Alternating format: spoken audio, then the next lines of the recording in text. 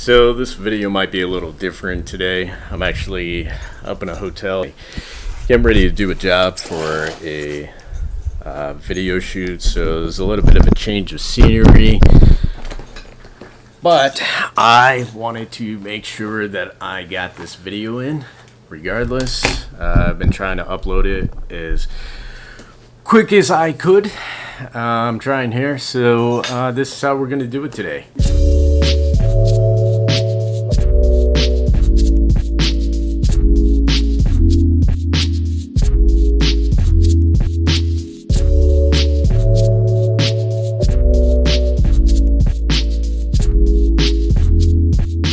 Alright, so you survived your flight, you got a good night's rest at the hotel, you ate a full breakfast, and you finally boarded the ship. So just how crazy is your first day on board? Let's go.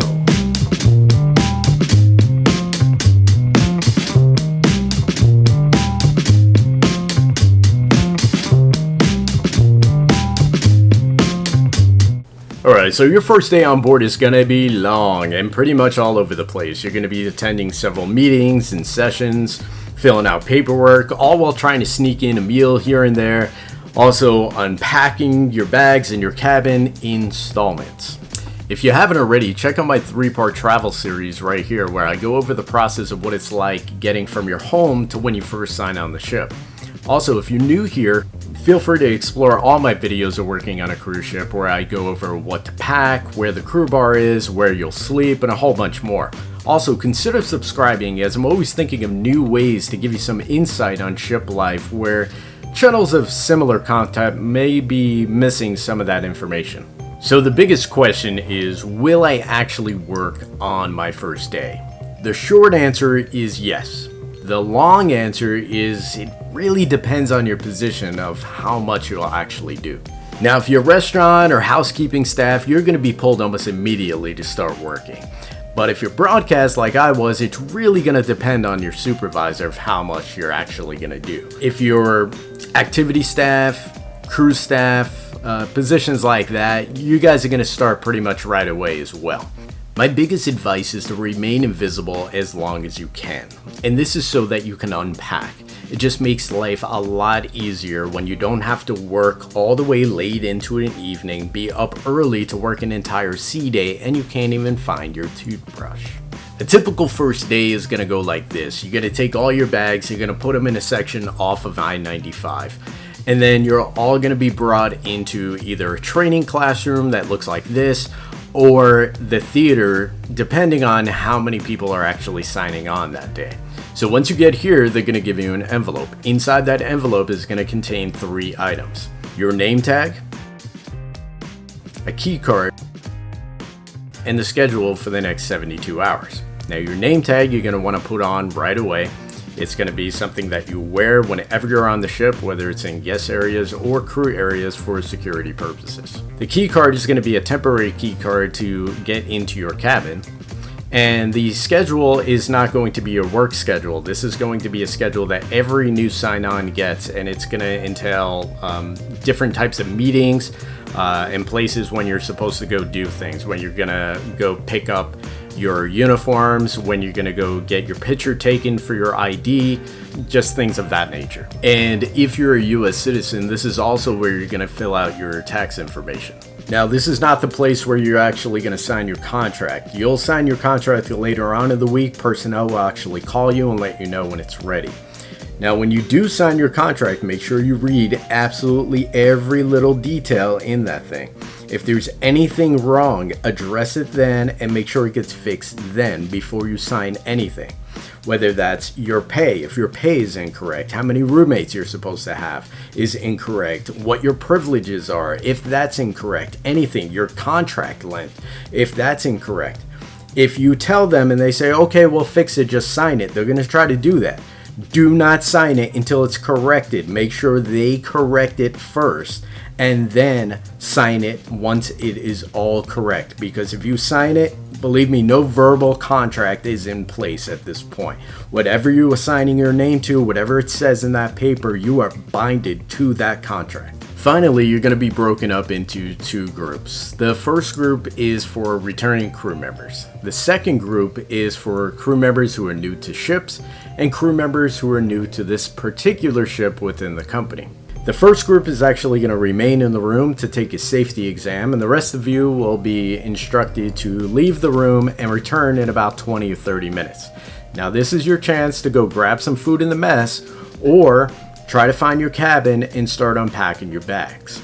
Once you return to the room, there'll be a firefighter there ready to give you a tour of the ship. They'll be pointing out all the muster stations, the lifeboats, and all the firefighting equipment. They'll bring you back to the room and you'll return there one last time, and either your supervisor or an assigned buddy from your department will come to collect you.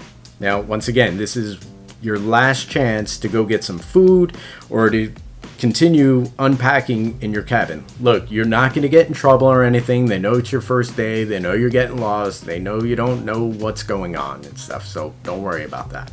So when they come to pick you up, whether it's your buddy or your supervisor, they're going to give you a uniform sheet as well. And what this is something that your supervisor has filled out ahead of time. Basically talks about what types of shirts, what types of pants, whether or not you get a tie, a jacket, it all depends on your position. Itemizes it by how many of each one that you're supposed to get. Usually it's about 3 pairs of everything. And what you'll do is fill out your sizes. So if you're a guy, it's going to be you know your shirt size, whether your neck size and your sleeve size, that type of stuff.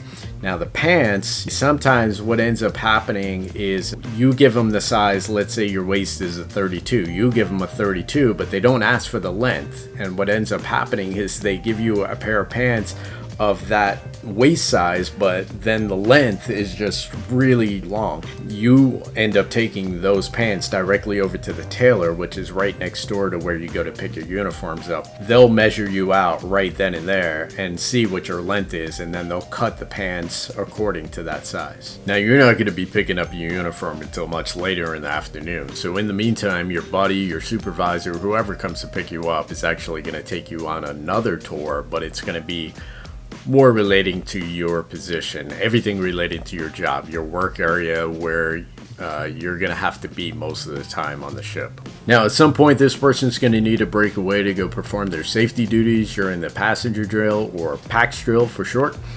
This will be your last chance to be able to get back to your cabin and finish unpacking before everything gets a little too crazy.